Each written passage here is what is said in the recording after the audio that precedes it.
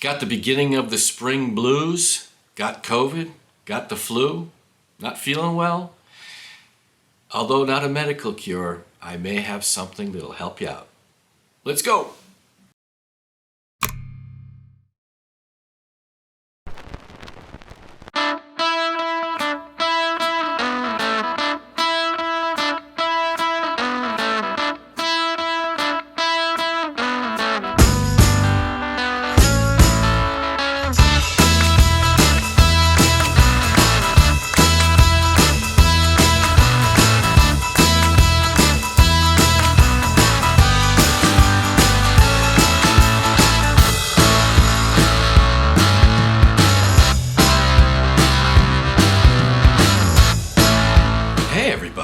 It's great to see you. It's great to be seen, if I'm being honest. I had been under the weather for a couple weeks, more than a couple weeks, about 3 weeks, I guess. I started coming down with something the last couple videos I was doing. Okay? When I was going through the editing, I could actually hear it in my voice, and yep, I wound up getting sick, we'll say that. And I couldn't hear for a while, couldn't taste for a while, do the math. So I was a frustrated middle-aged guy. Had a fever, and yeah, I was just a miserable SOB. So, needless to say, I didn't get a lot of music listening done. I didn't have any fun. Once I got my hearing back, however, I had some time, to say the least. Family wasn't staying around me, so I'm up here in my office, and I had some time to listen. So, maybe about a week ago now, I got my hearing back, and I keep looking over there because that's where my record collection is. So I was sitting over there trying to find something to listen to, and nothing was grabbing my attention. You know, all the stuff that turns your frown upside down, I wasn't interested in. I wasn't interested in the Stones or the Beatles or the Dead. I wasn't interested in Crosby, Stills, Nash & Young. I wasn't interested in Floyd. I wasn't interested in Zeppelin. I wasn't interested in anything. So I sat over there and wasted probably about 15-20 minutes trying to find something to listen to, and I quote-unquote settled, which is a horrible way of saying this. I settled. What did I settle for? I settled for this, right? Elton John's Goodbye Yellow Brick Road. It's a horrible way of saying how I'm going to approach an album. I settled. And that's really the reason for this video. Every time I put this thing on, I'm reminded of how much of an idiot I am for second guessing whether I put it on the turntable or not.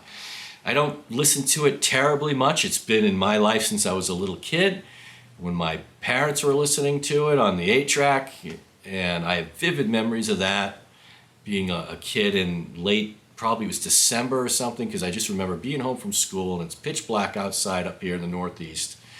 And remember Elton John being on the stereo. All right, so fast forward X amount of decades, and here I am putting it on my system. I sit back over there, and for those of you that don't remember what my system entails, go look down in the description. But real quick, it's a Audio-Technica turntable with an upgraded stylus going into a Pro-Ject 2-box S2 Phono preamp into a Rotel A11 Tribute integrated amp, and then out these Wharfedale Denton 85th Anniversary Edition speakers. Whew, okay. And I'm sitting over there 10 feet away. And let me just explain, let me just go through some of the words that I used to describe this thing, and then we'll get into the meat and potatoes real quick. This won't be a long video. Great energy, outstanding dynamics, we'll get to that in a second. Soundstage gymnastics, thick Carnival of Sound, crisp, three-dimensional, playground for the ears, and it demands your attention. These are all things that were just flowing out of my hand on day 2. The first day I just listened and I was pretty amazed. Yellow Brick Road, let's look at it real quick again, okay? This is the 7th studio album by Elton John. It came out in 1973, 5 October to be exact. The packaging's pretty good. It's not the thickest of all of the cardboard that you're going to find, but it's pretty solid. It's pretty solid. 180 gram vinyl records. The vinyl was flat. It's very, very quiet. Again, everything about this album is kind of a shocker, and I own it. And I keep forgetting how much of a shocker it is. I paid a couple years ago about $30 for this thing. Again, it's a double album, right? I think it's got 17 songs on it. We're not talking about the Speaker's Corner version of this thing, which I guess is the best out there. I think. I may be wrong, but I'll double check, and if I'm right, I'll put a link to it. I'm not going to go spend $300+ on a record. And for $37, I think that's what this thing's going for right now. It is a superior listen. This thing stacks up with some of the best records that I have. Soundstage-wise, well, we'll get to all that in a second. So, really, what I wanted to make sure that you were aware of is that this particular version right here is a 2014 remastered and reissued version. In 2014, it was remastered by Bob Ludwig over at Gateway Mastering from the original analog tapes. All analog, as far as I can tell. Mastered for vinyl by Doug Sachs and Robert Hadley over at the Mastering Lab Incorporated. So for an all analog recording, an all analog vinyl record, for $37 for 17 songs, pretty good. All right, how does it sound?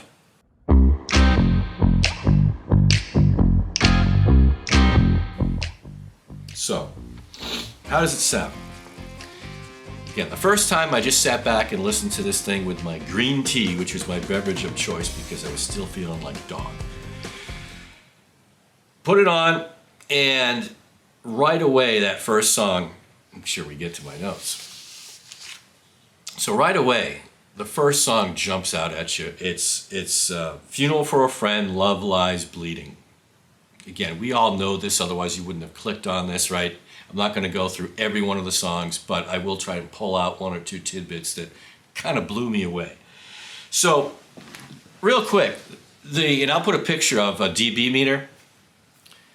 This thing has got dynamic range for days, okay? If you see the pic, I listened to this about an average of 82 decibels. The low end was 71 decibels. The high end was 95. You know, that's when some of those snares or this album's got some thump and some punch, okay?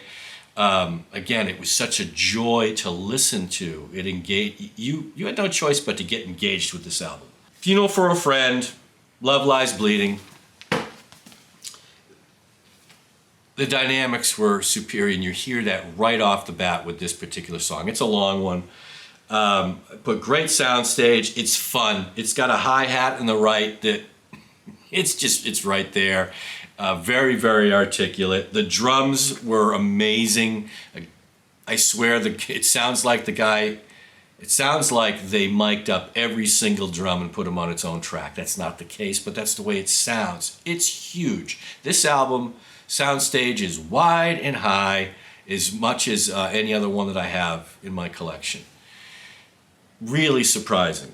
I just put great mix and great mastering, great energy, and that's just from the first song. So here we go. Candle in the Wind, second song on the album. We've heard it a cajillion times. I think most of us have probably heard the version that Elton did after Princess Diana died, and hell, I was bored of the song, right? I'm like, all right, I'll go listen to this. Again, this is... I just put it on for the first time in over a year. It's the second song on the first side. And I'm like, I'll just get through this and I'll get to the third song and then I'll flip it over. No, I put OMG, big. Oh my gosh, this song was huge. And I hadn't heard this original version of this in quite some time. The bass drum was thumping. Candle in the Wind, and I'm putting thump as part of the adjectives to describe this song. Yeah, I put right here, I used to get bored of this song. No, by putting this on again, I was re-energized. This is just a great, articulate, great dynamics in this song, great 3D soundstage. I started slowly feeling better, right? I wasn't so frustrated anymore about being sick. Started putting a smile on my face. We come out of that and we go into Benny and the Jets. Again, another one we've heard countless times on the radio, in the car, or wherever. I put on this one, not only is it huge, I put Soundstage Gymnastics. It sounds so different at home on a modestly priced hi-fi system as opposed to being in your car or listening to it on a boombox outside while you're just passing time or background noise. No, you give this a solid listen on a decent system. Yeah, Soundstage Gymnastics is what I put. It was fantastic. Now I'm sitting up in my seat and I can't wait to flip it over. All right, so after the first side is over, I get up. Hey, I really appreciate you coming by and checking the video out. If you like it, hit that like button. If you really like it, hit that subscribe button. It's free. All right, thank you so much, and let's get back to Elton John's Yellow Brick Road. Put my green tea down, get up, and I flip the record over, and the first song on side 2 is Goodbye Yellow Brick Road. The piano right off the bat in the intro immediately gave me flashbacks to being that 8 or 9-year-old at home, dark in the fall or winter, right? Because it's New Hampshire and it's dark all the time come November, December, and January. But it was definitely a flashback to a particular time and place, and that was pretty cool. What I wrote here was just, again, huge and wide. Thick with sound, thick with sound. And by the time I got to this song, that's when I had the epiphany and went, why, Mark, do you constantly have to settle for this record? And you're not settling for it. This record's awesome. And I was, again, starting to feel better. So right after Goodbye Yellow Brick Road, the next song on side 2 is called This Song Has No Title. What I wrote here real quick is it's just a great vocal by Elton. He's locked in the center, right there. Center image is perfect for Elton. His voice is great vocal. It's Elton John. His vocals are fantastic on this song. And this is where I put the Carnival of Sound. It's not one of the songs that I really geared. It's not really one of the songs that I go to too often. But again, when you're listening to a vinyl record, you sit back and you listen to the entire thing and you're constantly being surprised. And that's what I like. You're forced to sit back and every once in a while, a song that you've heard or haven't heard for a long time will kind of surprise you. And when I'm putting the words Carnival of Sound down, yeah, now I'm really happy that I picked this album. My frown is starting to turn upside down and I'm starting to have a good time. So right out of that comes Gray Seal. And I put here, drums, pop, yeah. We all know this song. You may not know it by the title, but you know the song. Go Google it and listen to it right now. You go, oh yeah, I remember that. This is one that was crisp, very holographic, 3-dimensionality. You're getting that fantastic soundstage. It's got depth to it. It's as wide as any soundstage that I have in any of my vinyl records. Just a super listen. Okay. So the next song coming out right after Gray Seal is Jamaican Jerk Off, and the first thing I put on here was Irie Mon. Where is my rum or red stripe? Because the green tea just wasn't cutting it, but I didn't go for the rum or red stripe. But you get that feeling where you're sitting at the bar, man. You're sitting at the bar, the music's playing behind you, the sights are fantastic, and it was just a great song or great experience rather, that how many times do you listen to Jamaican Jerk Off? Let's be honest. You're not going to that all the time. It was another great find while you're sitting down and forced to listen to the whole album. Good stuff. Fun. A lot of fun. Now the frown is gone, and now my toe's starting to lightly tap. Starting to feel better already. And then right after that, we go into the last song in side 2, which is I've Seen That Movie Too. Man, so we've gone from the Jamaican bar with the palm trees, the sunglasses, so you can look at whatever you want. And now you're going into I've seen that movie before. No, I've seen that movie too. And you're in a bar now, but you're in a dark, seedy bar. Almost like a lounge or something like that. The bass drum cymbals, snare. I put all this huge, another song where the dynamics are exquisite. The quiet's very quiet, the loud's very loud, and all the space in between. And then what I put here, I'll do it, I'll do the G version. Think of a Christmas Story. It's not what I wrote, but it's what I'll say. I just went, fudge. Again, wrote something different here. Air and space and wide, the depth, I put it right here, it's like I crawled inside the music. I crawled inside and just was surrounded by this song. And great, great stuff. What I wrote here was Playground for the Ears. Again, not a song that you're going to go queue up on your device or ask Pandora to play or whatever. You're not going to queue up, I've seen that movie too. No, but when you listen to a whole album, the music you already paid for, you're sitting in your seat, you're forced to listen to it, and these are one of those gems where you're so thankful that you got a chance to hear it again. Because when somebody writes fudge and Playground for the Ears, again, I'm kicking myself again. Why don't you listen to this album more often? I did subsequently, okay? All right, so that's the first record. Pull that off, grab the second record, slap on side 3. And side 3 starts with Sweet Painted Lady. All right, Sweet Painted Lady, first things I just said, great drums, great drum isolation, crisp. Again, it sounds like they mic'd up every damn drum and put each drum on its own track. They didn't, but man, the drums on this album are incredible. The depth on this song is really pronounced because there's a horn that you can hear really back in the mix, but you can hear it plain as day, but it certainly does give you that a measurement of depth. It's, again, really, really fun to listen to.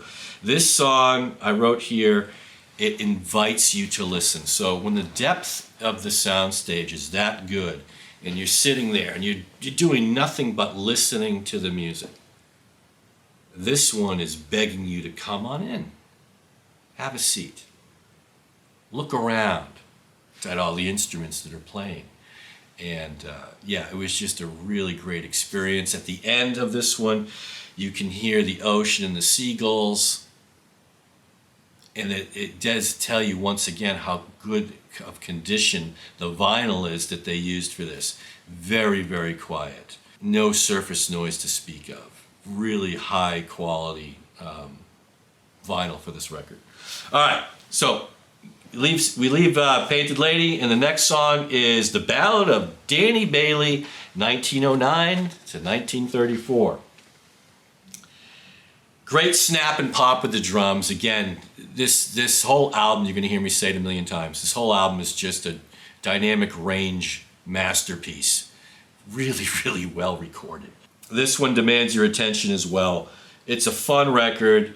It's got, it's story time. Elton is reading Bernie's lyrics and he's telling the story of Danny Bailey. And it invites you to sit there and listen to it and have a good time. Not a song you're going to be searching for on your phone or another device to call up. But boy, once you listen to it, you're really happy that you did. Very detailed. All right, after we leave Danny Bailey, we go into the third song on side 3, which is Dirty Little Girl. This is I put here just a good fun rock and roll tune. Big, huge, round sound. It sucks you in. The sound stage actually surrounds you. So if you're sitting here, right, in front of you is 12 o'clock, left is 9 o'clock, right is 3 o'clock. This sound stage will actually get to about, maybe 8:30 over here on the left and 3:30 on the right, if I'm doing that. So basically what I'm telling you is the sound stage comes out and surrounds you. You're closing your eyes and you're hearing stuff almost behind your ear. Very, very cool. The verticality of the soundstage on this one was outstanding as well. This thing was getting up to my ceiling level, which is about 5 feet above the tweeters over here. I can't say, yeah, you're gonna say, Mark, shut up. You've heard this, you said this 20 times already. Yeah, the soundstage and the dynamics of this record is fantastic. And this goes right after you leave Dirty Little Girl, it goes into All the Girls Love Alice. Now, this is one that I would call up. This is one of my favorite songs on the album. And I mentioned this in another review before. You're getting that mean mug, and the toe starts tapping. This is an aggressive song. It's got some really great tones, rock and roll tones coming out of this song. Great bass and mids on this thing. What else did I have to put? I go, the Wharfdales feel right at home with this song, and frankly, this album. The Wharfdales were loving this song. You can feel the music, you can feel the punch, you can feel the lead and rhythm guitars. I mean, this is just, by now, I've almost forgotten about my illness, and I'm having a great time, and go, boy, am I so glad that I sat down and listened to this. It turned my attitude around. I was more pleasant to be around after I listened to this album. All the Girls Love Alice. Great effing tune. All right. Oh, what I did right here is, after I wrote You Feel the Music, at the end of this thing, okay, this tells you how great the soundstage is. I don't compare a lot of songs to what I'm going to compare it to. You get a sense of Zeppelin's Whole Lotta Love, right? You know what I'm talking about at the end there, where you're getting a lot of panning and trippiness with the soundstage. Well, that's happening in this song. And I sat up and went, damn, this is good stuff. Yeah, give me a break. First one back, I'm rambling a bit. So, but man, yeah, great song. Got nothing more to say about that. Great song. All right, so now we're gonna go to the last side, side 4 of this album. And the first song on the last side of this album is called Your Sister Can't Twist, But She Can Rock and Roll. And this is how I described it. It's like a carnival meets the Beach Boys. Yeah, I mean, this is, again, one of those songs you're going to call it up. Nope. But boy, am I glad I listened to it. Just a fun song. Really fun. Carnival meets the Beach Boys. All right. And then we go to one of the songs that you will call up and you've heard countless times, but you probably haven't heard it like this in maybe ever. Saturday Night's All Right for Fighting. One of his most famous songs ever. One of the ones you will go and search out and try to find, right? In this, all I put was, it's never sounded better. I think our ears are attuned to what we're listening to in the car, the JBL boombox, background music, mostly car, I would think, right? Or your little Bluetooth speaker. No, listen to it on a modestly priced hi-fi system, and it's never sounded better. It's tight. What I wrote is the drumming, got a lot of fast bass in here, and these speakers were just eating it up. This album really made me think about these speakers, these Wharfdale 85th Anniversary Edition speakers. My system loved this album, or this album loved my system, either or. It was just so much fun to listen to. I get amazed by these speakers often, and this album kind of made me think twice again about these speakers. I don't know how I'm going to say that, but anyway, the speaker loves the album loves the speakers. All right. And then after we leave Saturday Night's All Right for Fighting, we go into Roy Rogers. Not one you're pulling up. You know, I watched and I'll put the links on the bottom here as well. I remember watching it many years ago. I couldn't find it again on YouTube TV or Netflix or Prime, so I went to YouTube and I found it, and it was chopped up in, I think, 5 different pieces, but it was the making of Yellow Brick Road. Watch it. Watch it when you get some downtime. the part where they start talking about Roy Rogers was pretty cool, and maybe gives a little bit more context when you do listen to this.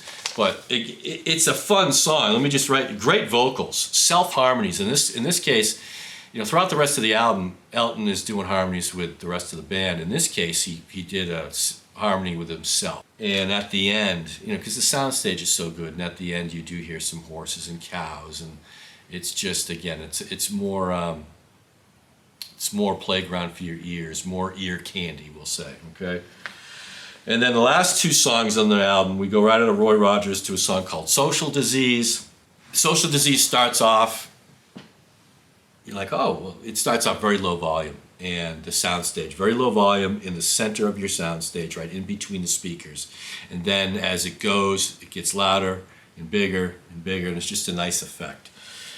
So I put low volume to start, small soundstage, and it just grows and grows and grows.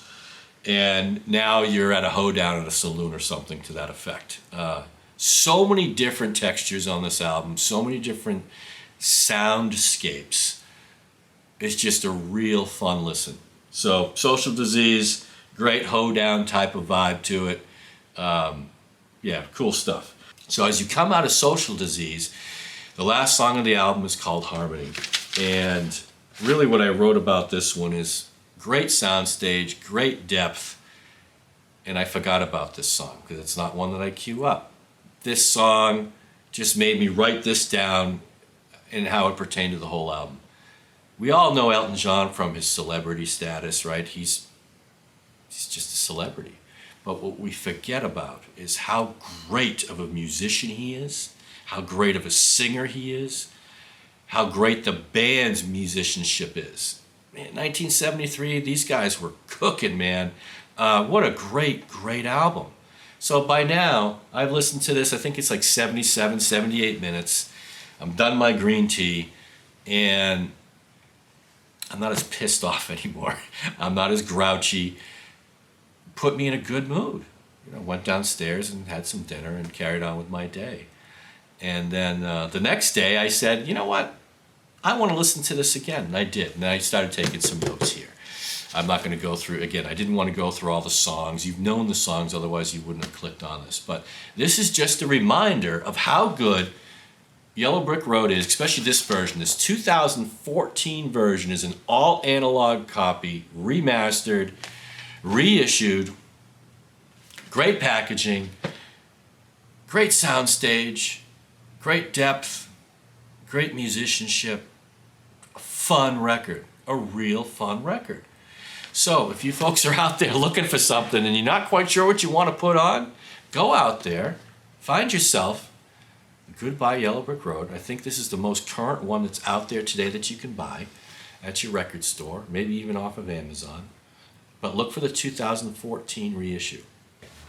If you're feeling ill or you're frustrated for whatever reason, you're stressed out, find some time at the end of your day or whenever it's convenient for you, go get yourself this all analog pressing of Elton John's Goodbye Yellow Brick Road. Pop it on your turntable, kick back, and enjoy the sonic bliss. Everything from toe-tapping rock and roll songs to CD bar piano playing. Man, it's all here and it's all fun. That's it.